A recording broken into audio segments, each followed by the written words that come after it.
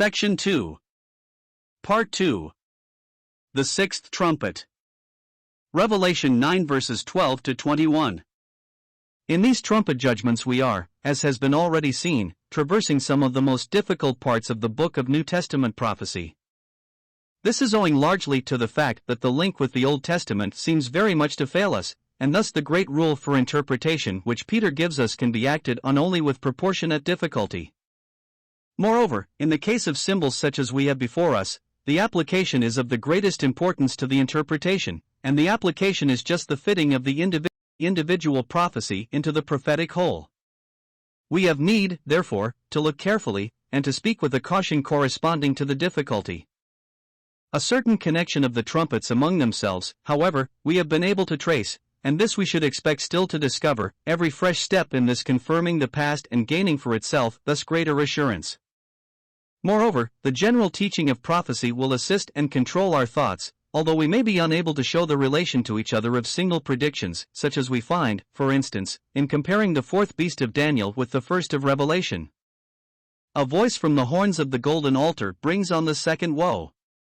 It is natural at first sight to connect this with the opening of the 8th chapter, and to see in it an answer to the prayers of the saints with which the incense of the altar is offered up. But this view becomes less satisfactory as we consider it, if only for the reason that the whole of the 7 trumpets are an answer to the prayers of the saints, as we have seen, and to make the 6th trumpet specifically this would seem in contradiction. Besides, a voice from the horns of the altar, or even from the altar, would scarcely convey the thought of an answer to the prayers that came up from the altar.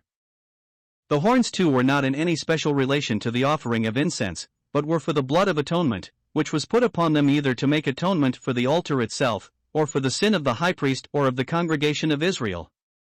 A voice of judgment from these horns, still more emphatic if we read, as it seems we should do, one voice from the 4 horns, so different from the usual pleading in behalf of the sinner, speaks of profanation of the altar, or of guilt for which no atonement could be found, and, one would say, of such guilt resting upon the professed people of God, whether this were Israel or that Christendom which Israel often pictures. If with this thought in our mind we look back to what has taken place under the last trumpet, there seems at once a very distinct connection. If the rise of Antichrist be indeed what is represented there, then we can see how the horns of the altar, from which he has caused sacrifice and oblation to cease, Daniel 9 verse 27, should call for judgment upon himself and those who have followed him, whether Jews or Gentiles. In the passage just quoted from Daniel it is added, and because of the wing of abominations there shall be a desolator. In the 6th trumpet we have just such a desolator. The Euphrates was the boundary of the old Roman Empire, and there the 4 angels are bound restrained, it may be, by the power of the empire itself, until, having risen up against God, their own hands have thrown down the barrier, and the hordes from without enter upon their mission to slay the third part of men, a term which we have seen is probably indicating the revived Roman Empire. Here, too, is the seat of the beast's supremacy and of the power of Antichrist. Thus there seems real accordance in these several particulars, and in this way the trumpet judgments give us a glance over the prophetic field, if brief, yet complete, as otherwise they would not appear to be. Moreover, when we turn to the 38th and 39th chapters of Ezekiel to find the desolator of the last days, Ezekiel 38 verse 17, we find in fact the full array of nations from the other side of the Euphrates pouring in upon the land of Israel, while the connection of that land with Antichrist and with the Roman Empire is plainly shown us in Daniel and in Revelation alike. If the Euphrates be the boundary of the empire, it is also Israel's as declared by God, and the two are already thus far identified, their connection spiritually and politically we shall have fully before us in the more detailed prophecy to come. But why 4 angels? And what do they symbolize? The restraint under which they were marks them sufficiently as opposing powers, and would exclude the thought of holy angels, nor is it probable that they are literal angels at all. They would seem representative powers, and in the historical application have been taken to refer to the fourfold division of the old Turkish Empire into 4 kingdoms prior to the attack upon the Empire of the East. If such an interpretation is to be made in reference to the final fulfillment, then it is noteworthy that Gog, of the land of Magog, prince of Rosh, Meshech, and Tubal, as the RV, with most commentators, reads it now, gives, under one head, indeed, for separate powers as principal associates in this latter-day eruption. Others there are, but coming behind and apart, as in their train. I mention this for what it may be worth. It is at least a possible application, and therefore not unworthy of serious consideration, while it does not exclude a deeper and more penetrative meaning. The angels are prepared for the hour and day and month and year, that they might slay the third part of men. The immense hosts, 200 millions in number, are perfectly in the hand of a master, time, work, and limit carefully apportioned by eternal wisdom, the evil in its fullest development servant to the good. The horses seem to be of chief importance, and are most dwelt upon, though their riders are first described, but only as to their breastplates of fire and hyacinth and brimstone.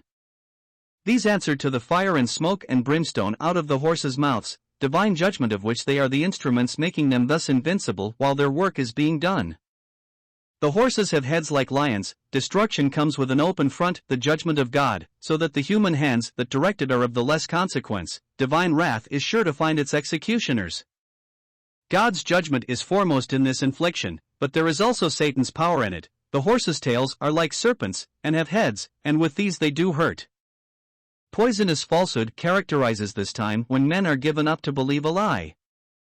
Death, physical and spiritual, are in league together, and the destruction is terrible, but those that escape are not delivered from their sins, which, as we see, are, in the main, idolatrous worship, with things that naturally issue out of this. The genealogy of evil is as recorded in the first of Romans. The forsaking of God leads to all other wickedness, but here it is where his full truth has been rejected, and the consequences are so much the more terrible and disastrous. The Little Open Book. Revelation 10. We have already seen that in the trumpets, as in the seals, there is a gap, filled up with a vision, between the sixth and seventh, so as to make the seventh structurally an eighth section. This corresponds, moreover, to the meaning, for the seventh trumpet introduces the kingdom of Christ on earth, which, although the third and final woe upon the dwellers on the earth, is on the other hand the beginning of a new condition, and an eternal one. With this octave a chord is struck which vibrates through the universe. The interposed vision is in both series, therefore, a seventh, with a meaning corresponding to the number of perfection. At least, so it is in the series of the seals, and we may be sure we shall find no failure in this case. Failure in the book of God, even in the minutest point, our Lord's jot or tittle, is an impossibility. Nothing is more beautiful of its kind than the way in which all this prophetic history yields itself to the hand that works in all and controls all. Thank God, we know whose hand.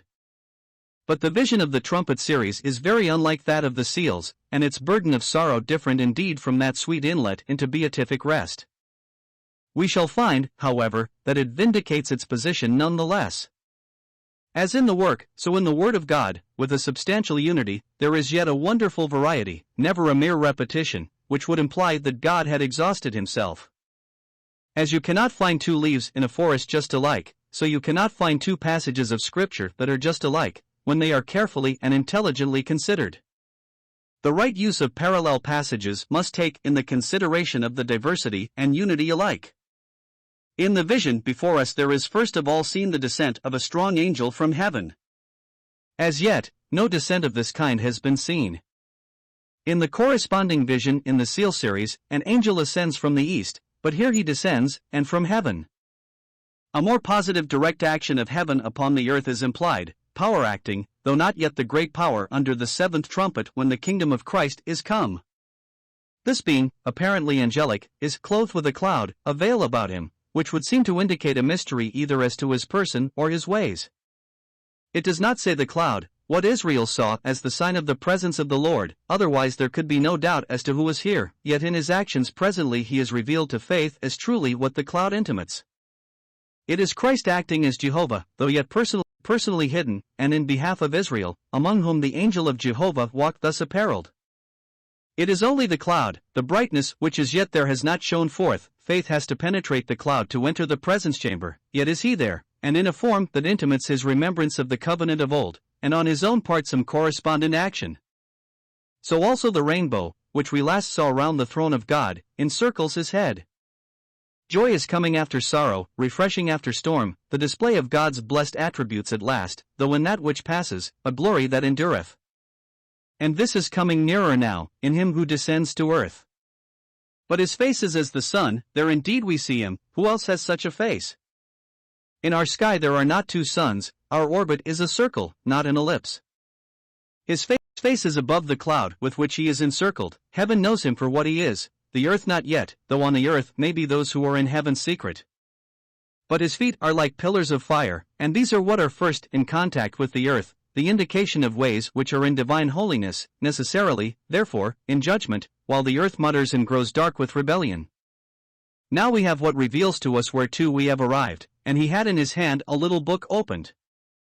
The seventh seal opens a book which had been seen in heaven. The seventh section here shows us another book now open, but a little book. It had not the scope and fullness of the other. We hear nothing of how the writing fills up and overflows the page.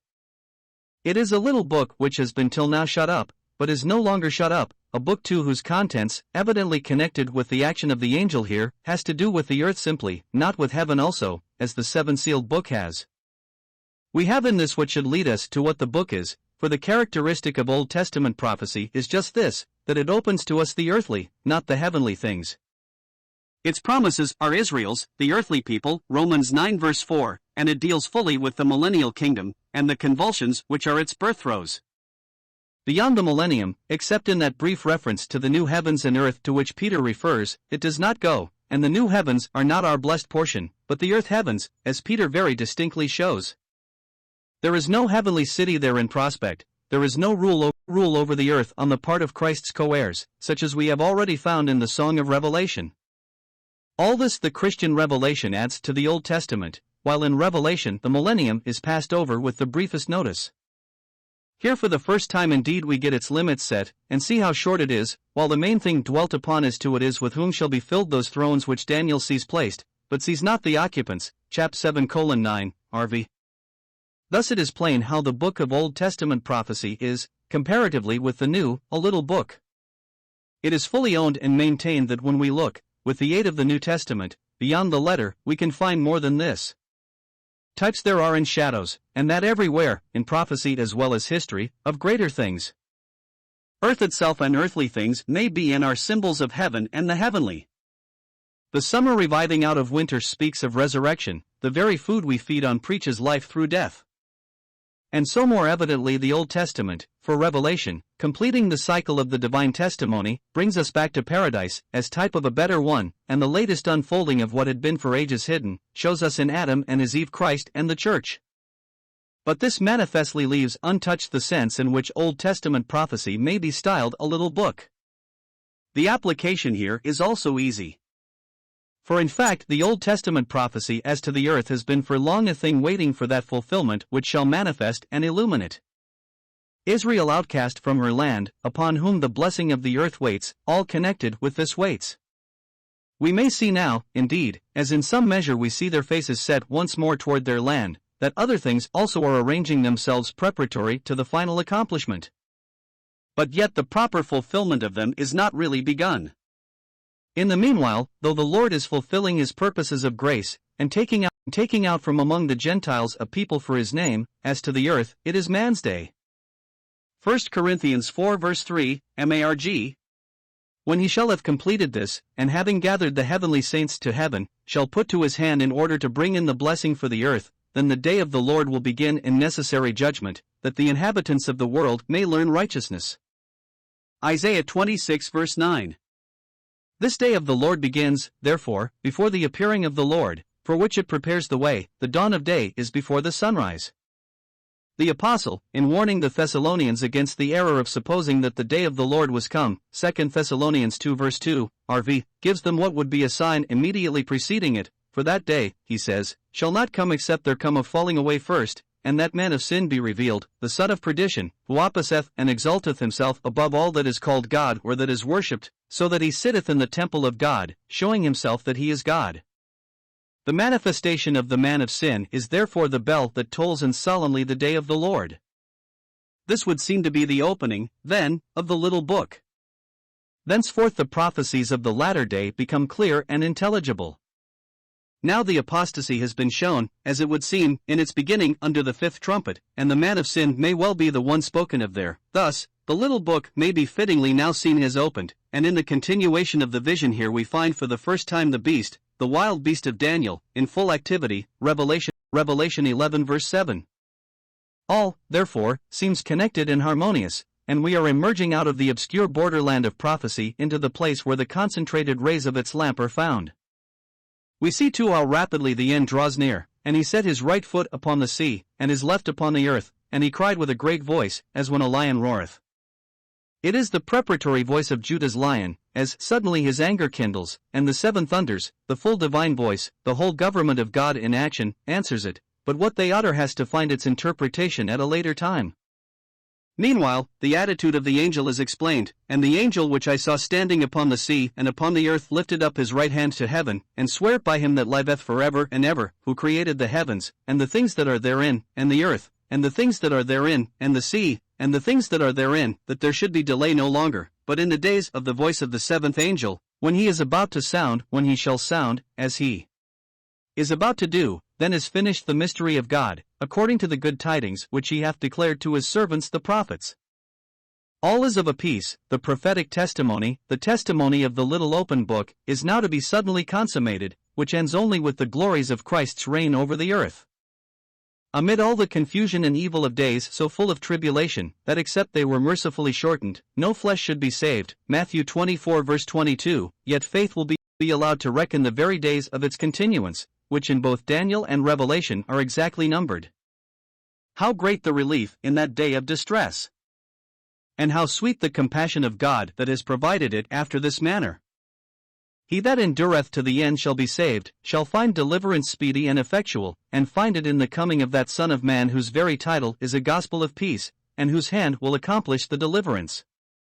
There has been an apparent long delay, there shall be delay * no longer. Man's day has run to its end, and, though in cloud and tempest, the day of the Lord at last is dawning. Then the mystery of God is finished, the mystery of the first prophecy of the woman's seed, and in which the whole conflict between good and evil is summarized and foretold. What a mystery it has been! And how unbelief, even in believers, has stumbled over the delay. The heel of the deliverer bruised, a victory of patience suffering to precede and ensure the final victory of power. Meantime, the persistence and apparent triumph of evil, by which are disciplined the heirs of glory. Now, all is indeed at last cleared up, the mystery of God, needful to be a mystery while patience wrought its perfect work, is forever finished, the glory of God shines like the sun, faith is how completely justified. The murmur of doubt forever silenced. There is no doubt at all as to this being legitimate, and being so, although the RV still puts it into the margin, there should be no doubt as to its being the true rendering. Thus the sea and the land already, even while the days of trouble last, know the step of the divine angel, claiming earth and sea for Christ. And now faith, as in the prophet, is to devour the book of these wondrous communications, sweet in the mouth, yet at present bitter in digestion, for the last throes of the earth's travail are upon her. By and by this trouble will be no more remembered for the joy that the birth of a new day is come, a day prophesied of by so many voices without God, but a day which can only come when God shall wipe away the tears from off all faces. And it comes quickly now, the voice heard by the true Philadelphian is, I come quickly. Come, Lord, and destroy the face of the covering that is cast over all peoples, and the veil that is spread over all nations, come, and swallow up death in victory, and take away the reproach of thy people from off all the earth. Come, that faith may say in triumph, Lo, this is our God, we have waited for him, and he will save us, this is the Lord, we have waited for him, we will be glad and rejoice in his salvation. The Witnesses. Revelation 11 verses 1 to 14. The last words of the preceding chapter receive their explanation from what we have seen to be the character of the little open book. If this be Old Testament prophecy that is now open, then we can see how John has at this point to prophesy again, not before, but over, that is, concerning many peoples and nations and tongues and kings. He is to take up the strain of the old prophets, not, of course, merely to echo their predictions, but to add to them a complementary and final testimony. Accordingly, we find now what carries us back to those prophecies of Daniel which were briefly reviewed in our introductory chapter. The mention of the beast, and of the precise period of 42 months, or 1260 days, that is, the half-week of his last or 70th week, previous to the coming in of blessing for Israel and the earth, is by itself conclusive. This week we have seen to be, in fact, divided in this way by the taking away of the daily sacrifice in the midst of it, Daniel 9 verse 27. It is by this direct opposition to God also that the man of sin is revealed. Hence it would seem clear that it is with the last half of the week that we have here to do. A reed like a staff is now given to the prophet that he may measure with it the temple of God. If a reed might suggest weakness, as in fact all that is of God lies at the time contemplated under such a reproach, the words, like a staff, suggest the opposite thought. God's care for his people implied in this measurement is to unbelief indeed a mystery, for they seem exposed to the vicissitudes of other men, yet is it a staff upon which one may lean with fullest confidence. His measurement of things abides, perfect righteousness and absolute truth, abiding necessarily as such.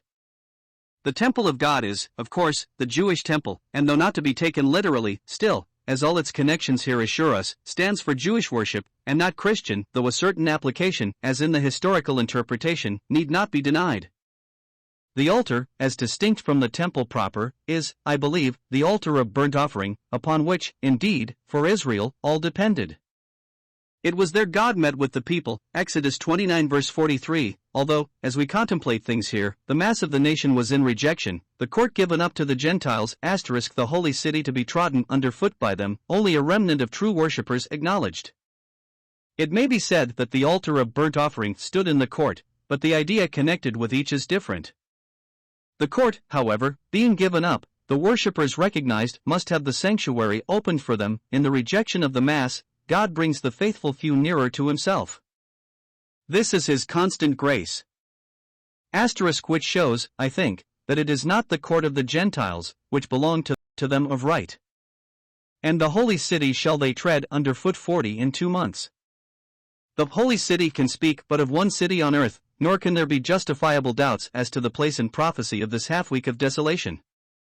The mixture of literal and figurative language will be no cause of stumbling to anyone who has carefully considered the style of all these apocalyptic visions, which are evidently not intended to carry their significance upon their face. All must be fully weighed, must be self-consistent, and fitting into its place in connection with the whole prophetic plan. Thus alone can we have clearness and certainty as to interpretation.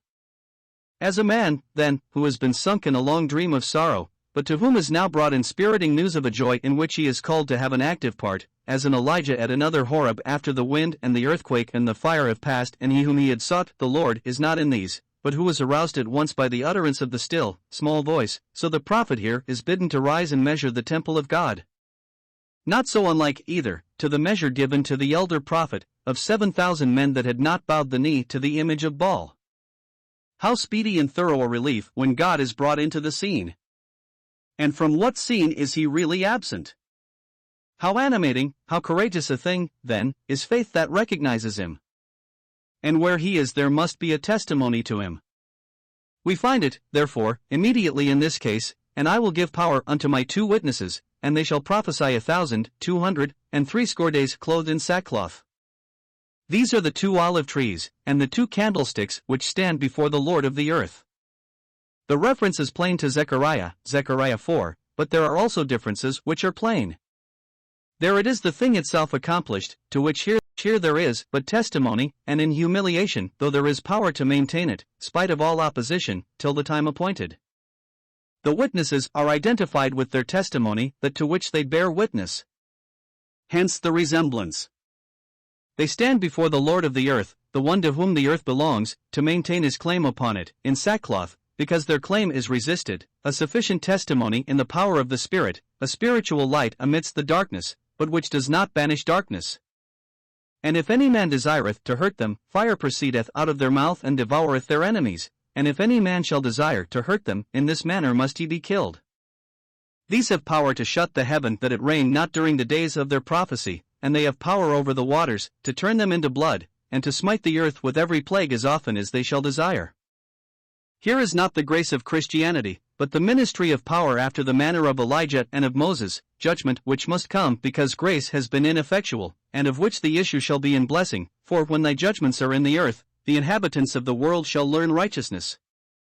Isaiah 26 verse 9. The association of Elijah with Moses, which is evident here, of necessity reminds us of their association also on the Mount of Transfiguration, wherein, as a picture, was presented the power and coming of our Lord Jesus Christ. 2 Peter 1 verses 16 to 18. They are here in the same place of attendance upon their coming Lord. It does not follow, however, that they are personally present, as some have thought, and that the one has had preserved to him, the other will have restored to him, his mortal body for that purpose. The preservation to Elijah of a mortal body in heaven seems a thought weird and unscriptural enough, with all its necessary suggestions also. But the closing prophecy of the Old Testament does announce the sending of Elijah the prophet before the great and dreadful day of the Lord. Is not this proof that so he must come? Naturally, one would say so, but our Lord's words as to John the Baptist, on the other hand, if you will receive it, this is Elias, which was for to come, raise question. It has been answered that his own words deny that he was really Elias, and that Israel did not receive him, and so John could not be Elias to them. Both things are true, and yet do not seem satisfactory as argument. That he was not Elias literally only shows, or seems to show, that one who was not Elias could, under certain conditions, have fulfilled the prediction. While other words of the Lord, I say unto you that Elias is come already, and they have done unto him whatsoever they listed, show even more strongly that for that day and generation he was Elias. Why, then, could not another, coming in his spirit and power, fulfill the prophecy in the future day? This revelation seems to confirm, inasmuch as it speaks of two witnesses who are both marked as possessing the spirit and power of Elias, and who stand on an equal footing as witnesses for God. Had it been one figure before the eyes here, it would have been more natural to say it is Elias himself, but here are two doing his work, nor can we think of a possible third behind and unnoticed and yet the real instrument of God in this crisis. The two form this Elias ministry, which is to recall the hearts of the fathers to the children, and of the children to the fathers, arid who both lay down their lives as the seal of their testimony. Put all this together, and does it not seem as if Elias appeared in others raised up of God and indeed with his spirit, to complete the work for which he was raised up in Israel? Much more would all this hinder the reception of the thought of any personal appearance of Moses, while there is no prediction at all of any such thing. Jude's words, which have been adduced, as to the contention of Michael with Satan about the body of the lawgiver may well refer to the fact that the Lord had buried him, and no man knew of his sepulchre.